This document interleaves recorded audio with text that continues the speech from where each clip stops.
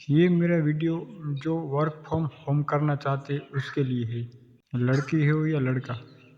पहले तो आप ये सर्च करो यूट्यूब में जाके, गूगल पे जाके कि 2026, 27 और 30 तक कौन सी ऐसी स्किल डिमांड है जो काम आएगी आगे जाके।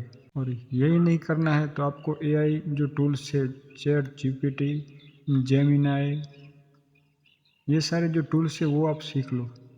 और फिर वो सीख के आपको जाना है, लिंक्डइन ऐप है, उस पर आपको एक प्रोफाइल बनाना है और वहाँ से आप देखो कि कोई जॉब प्रोवाइड कर रहा है। बहुत सारे जॉब वहाँ पे प्रोवाइड कर रहे हैं अभी भी।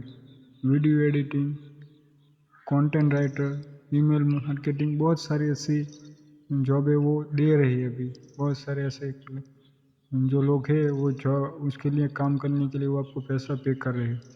तो पहले आप वो स्किल सीख लो घर बैठे और फिर में बाद में अप्लाई करो। और कितना टाइम लगेगा सीखने में? 3 महीना ज़्यादा से ज़्यादा या 6 महीना, फिर तो आप फ्री रहोगे ना। पहले वो सीख लो आप।